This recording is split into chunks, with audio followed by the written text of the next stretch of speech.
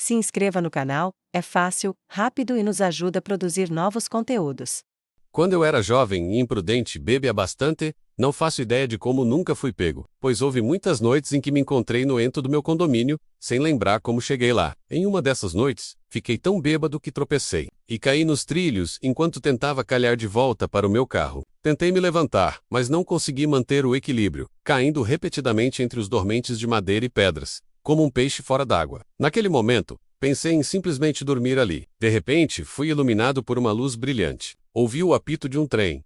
Levantei os olhos e vi uma locomotiva enorme vindo em minha direção, sinalizando minha morte iminente. Em pânico, tentei várias vezes me levantar, mas não conseguia. Finalmente, consegui recobrar o controle suficiente sobre meu corpo para me arrastar para longe. Cerca de 10 segundos, antes de ser esmagado pelas rodas de aço. Mais tarde, naquela noite, quando fiquei sóbrio, prometi a mim mesmo que nunca mais ficaria bêbado. Não passei por um programa de 12 passos. Nem parei completamente de beber desde aquela noite, mas passei a beber com responsabilidade. Nunca mais fiquei bêbado e nem cheguei perto disso. Ao sair com amigos, tomava 1 ou 2 cervejas durante toda a noite. Em encontros, talvez uma taça de vinho, e só isso. Se manteve por mais de 10 anos. Então, uma noite, fui surpreendido. Quando minha esposa Ana, nossos amigos Felipe, Clara e Singan, pareciam estar tentando me embriagar. Suspeitei que houvesse uma aposta em jogo.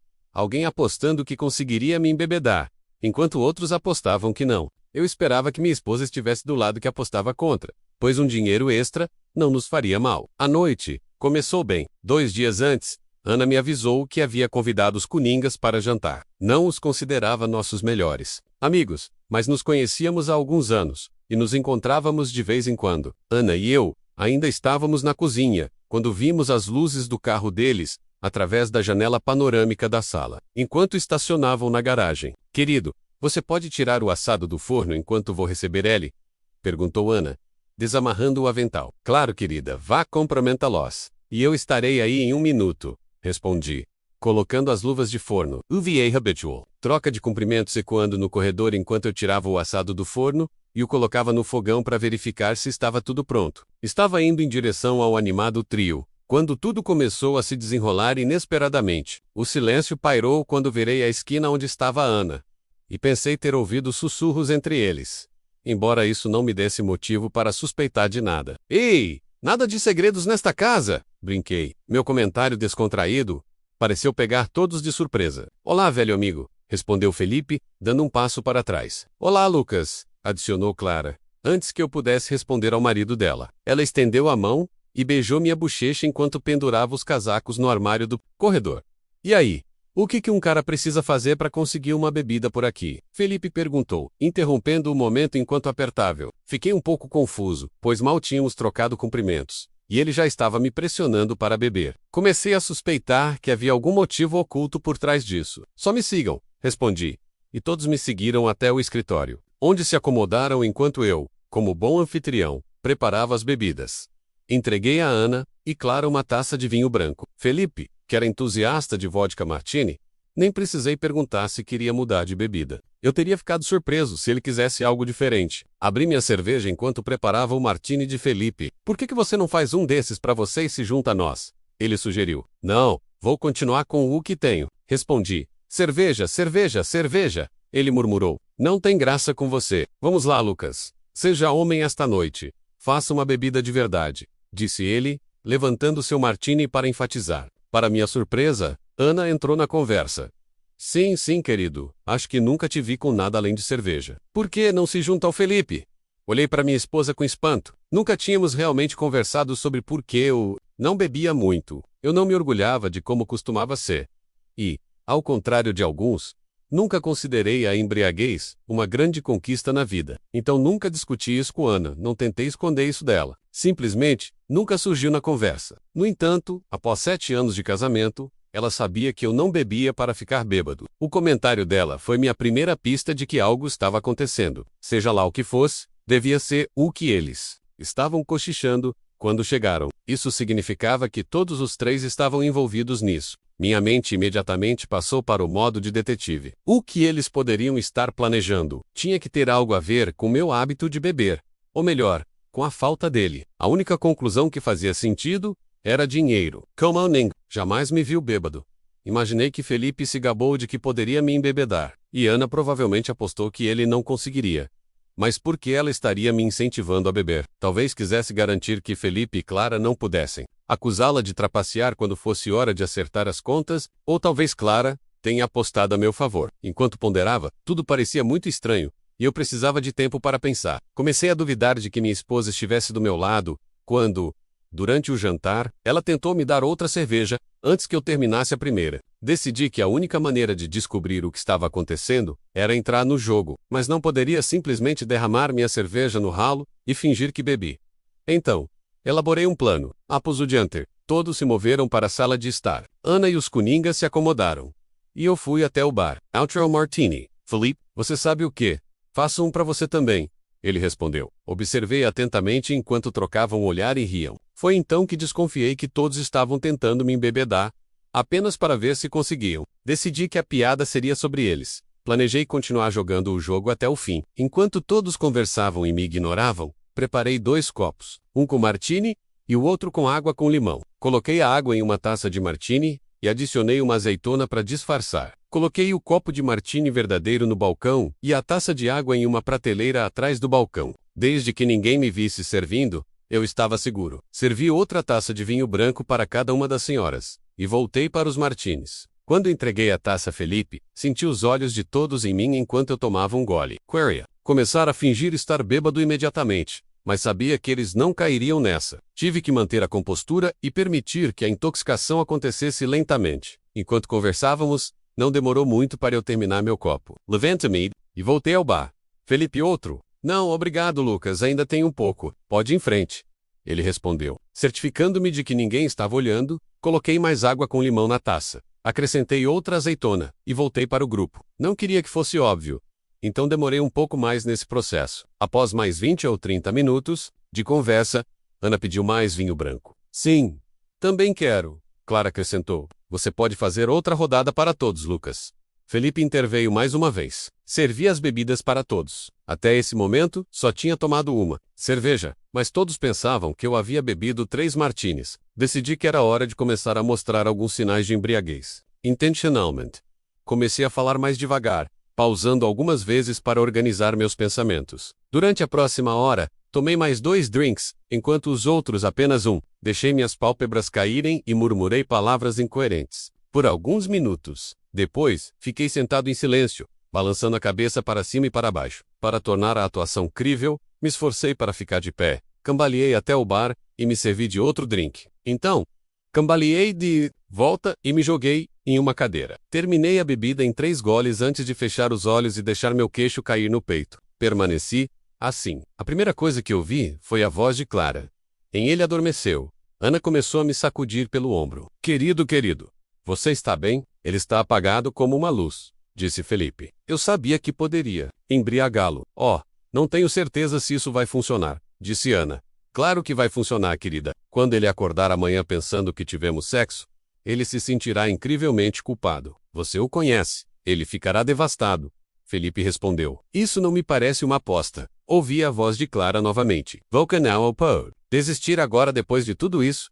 De jeito nenhum. Sim, Ana. Vamos lá. Até agora, o plano funcionou perfeitamente. Mais tarde esta noite, vamos pegar um pouco do suco de Felipe e espalhar tudo em Lucas. Ele nunca saberá que não é. Dele ficará totalmente convencido de que fizemos sexo. Uma vez que ele pensar que já dormimos juntos, Felipe está certo de que pode convencê-lo a fazer uma troca novamente. Mas da próxima vez quando ele estiver sóbrio, continuou Clara. Sim, eu sei, mas falar sobre isso e realmente fazer isso são 2 coisas diferentes, respondeu Ana, hesitante. Naquele momento, a única decisão que eu tinha que tomar era se queria lutar pelo meu casamento ou abandonar Ana. Sua voz indicava que ela estava recuando. Poderia ter dado a ela o benefício da dúvida, mas em vez disso, simplesmente abri meus olhos. Interrompi tudo o que estava acontecendo. O problema era que eu sempre me perguntaria se ela realmente iria até o fim com isso. Essa dúvida persistente iria me atormentar para sempre. Decidi fingir um pouco mais e ver até onde ela iria. Se ela decidisse seguir em frente, eu a expulsaria junto com os outros 2. Notei alguém se levantando do sofá, e então ouvi a voz de Felipe. Vamos levá-lo para cima. Vou segurar os ombros dele, Clara. Você pega as pernas. Vamos lá, Ana, nos ajude. Felipe me agarrou pelas axilas. Eu estava prestes a interromper tudo quando a voz de pânico de Ana me deu uma nova esperança. Pare! Não, eu não posso fazer isso. Eu devia estar louca para concordar com isso. Ana. Não, Felipe insistiu. Não vou trair Lucas. Ele é um bom marido. Eu o amo, e não vou arriscar perdê-lo. Ana, você não vai perdê-lo. Rebateu Clara. Ele não pode te culpar por dormir com Felipe, se ele acha que dormiu comigo. Não me importo, Ana respondeu firmemente. Não me importo. Não vou permitir. Acho que é melhor vocês irem embora. Felipe começou a discutir. Caramba, Ana. Ana disse para sair agora. Eu gritei, pulando do sofá e surpreendendo a todos. Saia da minha casa, seu pervertido, e leve sua esposa monstruosa com você. E nunca mais voltem aqui, ou falem conosco novamente. Oh, meu Deus! Ana exclamou, cobrindo a boca com a mão. Os três quase saltaram de susto. Felipe tentou se justificar. Estávamos apenas brincando. Cara, sabíamos que você estava fingindo. Felipe, se você não sair desta casa, quando eu contar até 3, juro que vamos ter problemas. Vamos lá, Clara. Ele disse. Olhei para minha esposa, cujas lágrimas escorriam pelas bochechas. Se você quiser ir com eles, vá agora mesmo. Você pode dormir com o querido e velho Felipe sempre que quiser, Rosnei. Não, ela disse, balançando a cabeça. Por favor, Lucas. Me perdoe. Sinto-me. Eu nunca teria passado por isso. Mas você falou sobre isso, não é? Perguntei. Ela sabia que eu tinha ouvido cada palavra e não podia negar. Apenas olhou para mim, implorando por misericórdia com seus olhos lacrimejantes. Você já fez sexo com eles? Não, nunca, eu juro, ela exclamou resolutamente. Fiquei por alguns segundos olhando para ela. Seu corpo inteiro estava tremendo. Se eu não tivesse ouvido a conversa deles, talvez não acreditasse nela. Mas, pelo que vi, parecia que esse era o primeiro encontro. Eu ainda não tinha decidido se nosso casamento continuaria ou não. O que era tão importante em trocar de parceiro com eles? Você tem sentimentos por Felipe? Não, de jeito nenhum, ela respondeu. Eu não sei. Uma vez, Clara e eu estávamos conversando, e a conversa de alguma forma evoluiu. A próxima coisa que me lembro é que ela disse que Felipe estava falando sobre trocar de parceiros. E você concordou com isso? Eu disse, mais uma afirmação do que uma pergunta. Bem, não imediatamente. Eu disse que você nunca concordaria com isso. Então, Felipe apresentou esse plano. Clara e eu falamos mais sobre isso algumas vezes. Parecia que toda vez que nos encontrávamos, a conversa inevitavelmente voltava para o assunto. Então, é Clara? Você quer fazer sexo com Clara? Perguntei. Não, Lucas. Não é isso, ela respondeu. Então o que é? Perguntei, levantando a voz. Tô tentando entender o que diabos te levou a fazer isso. Vi seu rosto se contorcer em resposta à minha pergunta direta. Eu precisava te contar, Lucas. Tô lutando para manter este casamento vivo. Você não imagina o quanto me decepcionou esta noite. Fico me perguntando como uma esposa que diz amar o marido pode tramar e conspirar pelas costas dele. Assim, você mesmo disse, se o plano tivesse funcionado, eu teria ficado arrasado, pensando que tinha te traído. Isso não é algo que você percebeu só esta noite. É algo que você sabia o tempo todo. Enquanto planejava essa traição suja, você sabia o quão culpado eu me sentiria, e estava planejando usar essa culpa contra mim. Ana explodiu em lágrimas, cobrindo o rosto com as mãos. Eu não sou feito de pedra. Por mais irritado e magoado que estivesse, não senti prazer em vê-la assim. Parte de mim queria abrocá-la e confortá-la, mas a maior parte de mim via sua dor como uma pequena medida de justiça. Não pretendia abrocá-la, mas também não queria ficar ali e vê-la chorar. Então me virei, voltei para a cozinha e peguei uma cerveja na geladeira. Demorou uns bons 10, talvez 15 minutos, antes de Ana se recompor e se juntar a mim na mesa da cozinha. Ela lavou o rosto na pia do banheiro e segurava um guardanapo amassado na mão. Levantou a cabeça e olhou para mim do outro lado da mesa. Parecia que queria dizer alguma coisa, mas não conseguia encontrar as palavras. Esperei alguns momentos, mas tinha perguntas que precisavam de respostas. Quando pareceu que ela não iria oferecer nada voluntariamente, comecei de novo. Vou te perguntar uma coisa, e quero que você pense na sua resposta antes de falar. Ela enxugou o canto do olho com o guardanapo e acenou com a cabeça. Você ainda me ama. Quero dizer, como costumava amar. Você ainda me ama tanto quanto quando nos casamos. Ou perdeu esse sentimento? Não preciso pensar nisso, Lucas. Sim, eu ainda te amo tanto quanto quando nos casamos. Talvez até mais. Acho que nunca pensei que realmente faríamos isso. Era como uma fantasia, algo não pervertido. Divertido de se pensar e falar. Quando o Felipe disse que poderia te embebedar, Lembro de pensar que seria o dia em que, depois de todo esse tempo te conhecendo, finalmente te veria bado. Quando o Felipe apareceu com seu plano, nós três conversamos. Foi emocionante, mas no fundo eu sabia que isso nunca aconteceria. Então, por que você se esforçou tanto para fazer acontecer? Você quase me desafiou a tomar um martini. Com Felipe tentou me trazer outra cerveja durante o jantar. Parecia que você estava realmente tentando fazer isso acontecer. Eu sei o que fiz. Talvez uma parte de mim quisesse ver se poderíamos realmente fazer isso, mas eu nunca teria ido até o fim. Steve, quando me dei conta do que estávamos prestes a fazer, eu sabia que nunca poderia te tratar assim. Você tem que acreditar, Lucas. Eu realmente te amo e nunca poderia te causar tanta dor. Ela soluçou. Acho que a dor da traição quase bloqueou a parte da minha mente que reconhecia que ela não seguiu adiante. Quando chegou a hora, ela desistiu. E essa é a única razão pela qual ainda não saí pela porta. Então, acho que voltei ao ponto inicial. Fui confrontado com a mesma decisão de uma hora atrás. Precisava pensar.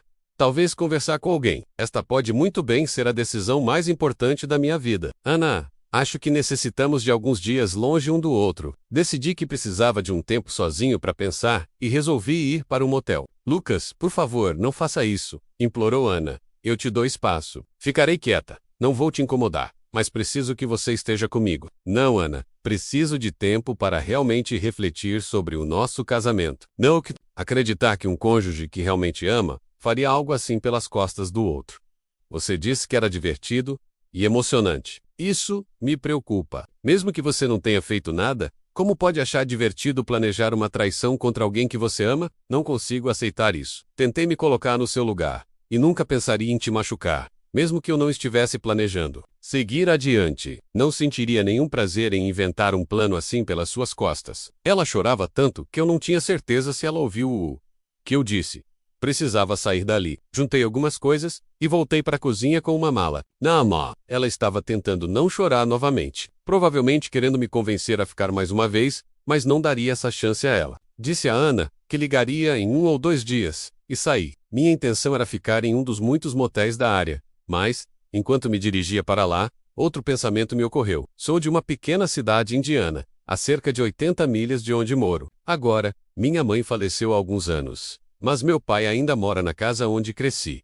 Sempre o considerei um cara muito sábio. Mudei de rota e dirigi em direção à rodovia. Mesmo com o trânsito leve, as estradas sinuosas de Indiana me atrasaram. Estava tão preocupado com meus problemas que nem percebi a hora. Quando estacionei na garagem do meu pai, todas as luzes estavam apagadas. Verifiquei o telefone.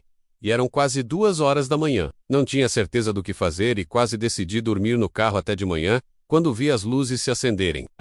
Minutos depois, a luz da varanda acendeu. Quando cheguei na porta, ele já havia aberto. Filho, disse ele, surpreso. O que está acontecendo? Alguém machucou Ana? Não, pai. Ela está fisicamente bem. Mas tivemos alguns problemas. Queria falar com você, mas estou muito cansado. Posso ficar aqui esta noite? Claro, ele respondeu.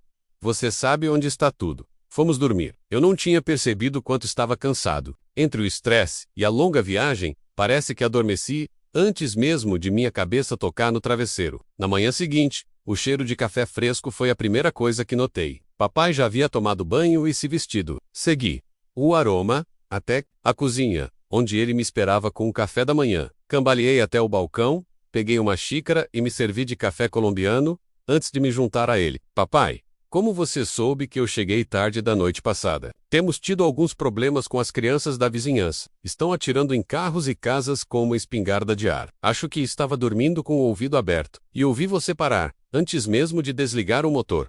Balancei a cabeça. Desde que me lembro, sempre houve algum tipo de desordem local. Desde sempre, meu pai sabia que as crianças da vizinhança eram um incômodo. E eu provavelmente já havia sido um desses desordeiros. Você está pronto para me contar por que apareceu na minha garagem às 2 horas da manhã? Perguntou. Ele, direto ao ponto como sempre, assenti, tomando um gole de café. Ontem à noite, alguns amigos e Ana tentaram armar algo contra mim.